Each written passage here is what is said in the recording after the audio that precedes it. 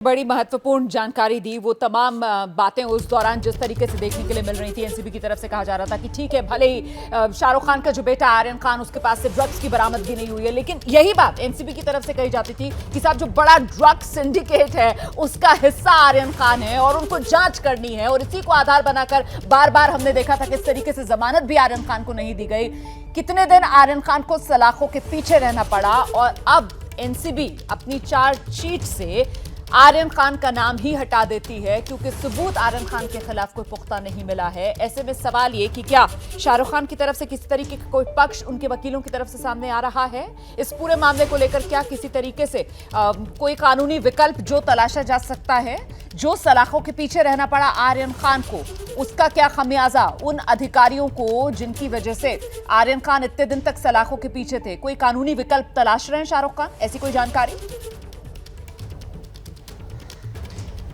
देखिए, फिलहाल तो मुझे लगता है कि आर्यन खान तक भी ये पूरी बात पहुंची नहीं होगी, उनके वकीलों तक भी अब तक चार्जशीट के कंटेंट क्या है, क्या क्या जांच इनिशियल डेज की फाइंडिंग्स थी और क्या सबूत नहीं मिले। क्योंकि एनसीबी जब भी चार्जशीट फाइल करती है तो अपने आप को इलॉबरेट करती है, पूरी चीज़ें बताती है कि आखिर कौन से आरोपी के खिलाफ उन्हें क्या क्या मिला है और किसके खिलाफ जो नहीं मिला है तो उसका नाम क्यों नहीं चार्जशीट में इंक्लूड किया गया है। तो ऐसे में अभी कुछ ही समय पहले एनसीबी की टीम यहाँ पर आई, रजिस्ट्री ऑफिस में गई, क्योंकि रजिस्ट्री भी जल्द ही बंद हो जाती है, हॉलीडेज चल रहे हैं। इस वजह से जल्द उन्होंने रजिस्ट्री जाकर इस चार्जशीट को सबमिट किया ताकि आगे की कोर्ट की प्रक्रिया पूरी की जा सके। क्योंकि वहां से जब प्रक्रिया पूरी होगी तब वो चार्जशीट कोर्ट में जाएगी, जज के सामने जाएगी, जिसके बाद जज उस चार्जशीट का कॉग्निजेंस लेना है या नहीं लेना है इसे तय करेंगे। लेकिन प्रोसीजर शुरू हो चुका है, चार्जशीट कोर्ट तक पहुंच चुकी है।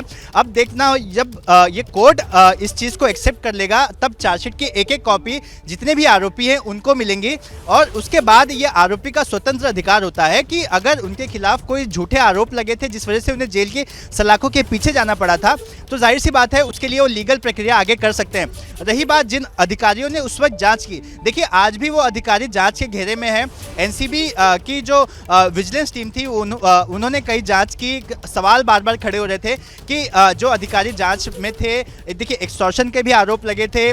जो गवाह थे उसमें से एक गवाह जिसकी मौत हो चुकी है, उसने ये कहा था कि किस तरह से पूरे पैसे की मांग की गई थी। पूजा दल्लानी का नाम सामने आया था। हालांकि मुंबई पुलिस ने भी एक एसआईटी बनाकर इसकी जांच करनी शुरू की थी, लेकिन मुंबई एसआईटी को कोई शिकायतकर्ता नहीं मिला, इस वजह से इसमें कोई एफआईआर नहीं बनी।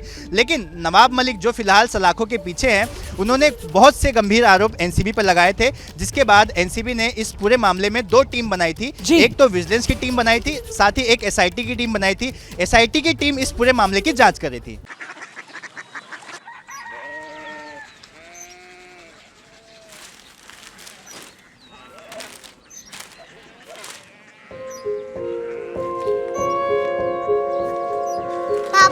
बाबा कोरिया सिटी जानी ना?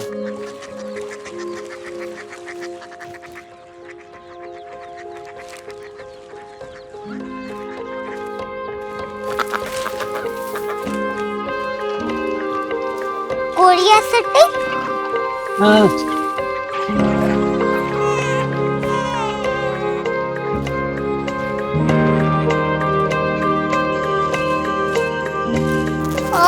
कोरिया सिटी कहाँ पे है? शहर अंग्रेजी लगे हैं।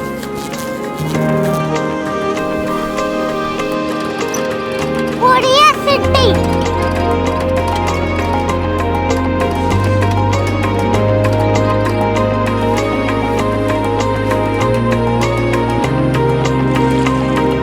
वो बहुत दूर है।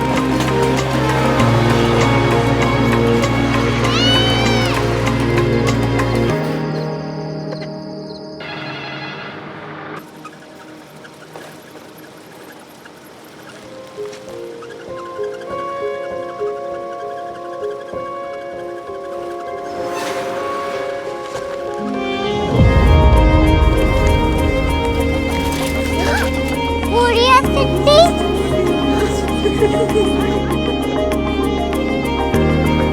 दुनिया कुछ लोग बड़े होते हैं। कोरिया सिटी कहाँ है? प्रोफेसर साहब को पता होगा।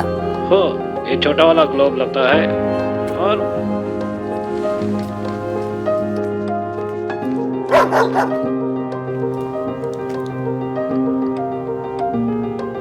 पता नहीं, मेरी बेटी से जाके मिल लो, शायद उसे मालूम हो।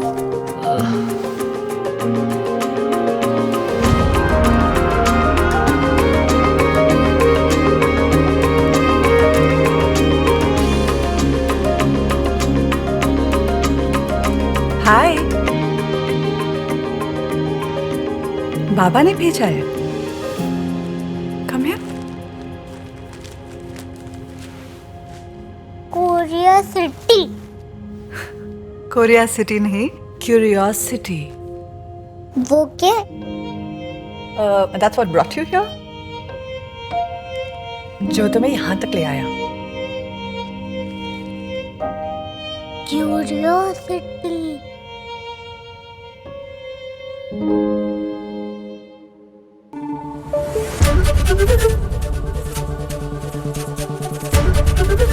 एबीपी न्यूज आपको रखे आगे।